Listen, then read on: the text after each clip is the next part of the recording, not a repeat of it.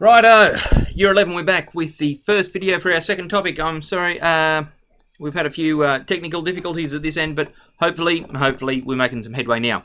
Now, our second topic is functions and their graphs. Right, we're going to start off talking about functions and relations. I'm not talking about your sister and her wedding. I am talking about two values, two variables, generally x and y. Now, if there is something that connects them in some way, there is a relationship between them, then we have a relation. Okay, any sort of relationship between x and y produces a relation. Now, all of those relationships are relations, only some of them are functions. Which ones are functions? Well, if we think about a function as a bit of a machine, right? A bit of a machine, I put my x values in and it produces y values for me. And you've used these sorts of, processors, machines before. Let's say we've got something like y equals 2x plus 1. Now there's a relationship there between x and y, and we will see how we can use it as a function. So if I have, let's draw up a table of values like this, very familiar. Right, and this relationship, this function tells me that if I put an x of 0 in here, then y would be equal to 1. If I put an x of 1 into that thing, then y is going to be equal to 3, 5, and 7, and so on. Okay, so that's function. Function. Function, right? Because I put a value of x in, and it gives me a nice, neat value of y. Now, imagine I do something like y squared equals x. Let's say, consider y squared equals x. Now, if x were equal to 4, what would y be? Well, maybe it's 2, because 2 squared equals 4, but maybe it's minus 2, or negative 2, because negative 2 squared is also equal to 4. So, in that case, some value of x doesn't really tell me what y is going to be. Not uniquely, anyway. Right? I put one thing in, and I'm not quite sure what's going to come out. There's more than one thing that could come out there. So that's not a function. Not a function. Okay, because x does not produce a unique value of y. Okay, so all relationships are relations. Some of them are functions. When I put an x in and I get a very definite, single, unique value of y that comes out. When I say unique, right, different values of x could produce the same value of y, but when I put x in, I definitely get just the one y value out. Right. Now, we're talking about inputs and outputs. My x's go in and my y's come out. Well, we're going to give them a new name. Here we go, domain and range. Domain, x. My range is the y.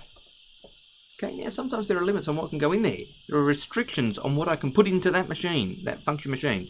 Now, look at this function here. I've got a little typo here. Look at this function here.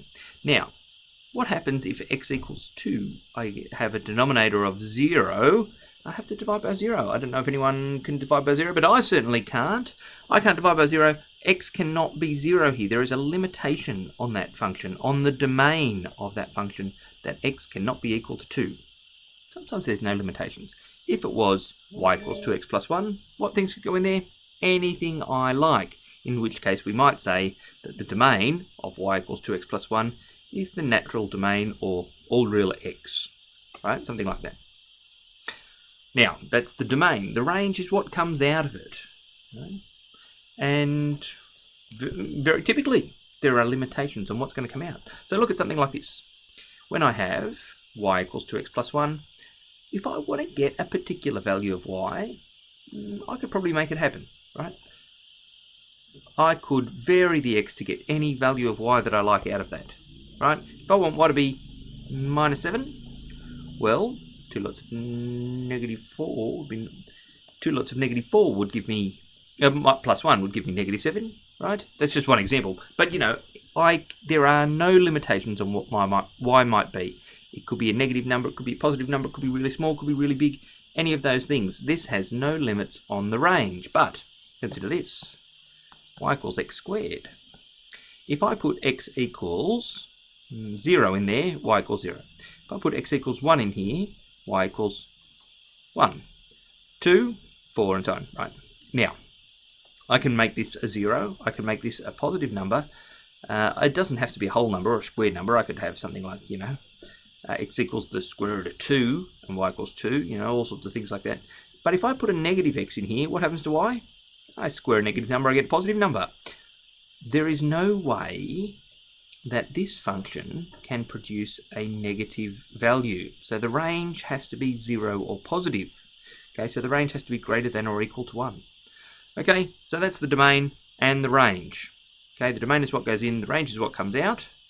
There can be limitations on those. Now, the last thing that I want to talk about in this video, and that's all there is for the sort of first exercise, is a way to test a function. Now, all functions, or in fact, all relations can be graphed in some way or another on a number plane. Now, let's say that I have a function that looks like this. That's a pretty complicated looking thing. Right, I might graph it and it looks like this. Is that a function or not? Well, if I draw a vertical line on there, right, is there any chance that it's going to cross that twice? Cross it once, again, once.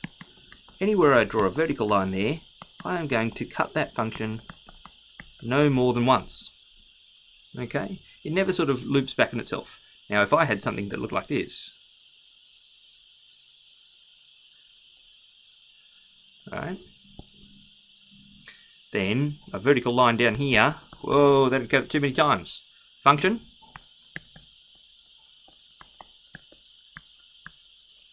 Not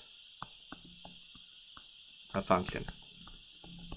Okay, we call this thing the vertical line test. Okay, now this relates to that idea of 1x goes in, I get exactly one value of y comes out the other end. Right? Here, if I said x was equal to this thing, whatever it is, maybe this is x equals 1, this suggests that y might equal this thing, or this thing, or this thing. That would give me 3 different values of y for one x input, not a function. Vertical line test. If I can draw a vertical line and it cuts the graph more than once, it's not a function. Okay? Remember those things. So things to remember from this video: relations and functions, inputs and outputs being domain and range, right? The domain being the x and the range being the y's, and a vertical line test can tell you whether or not a graph is a function. All good? Okay, see you in class.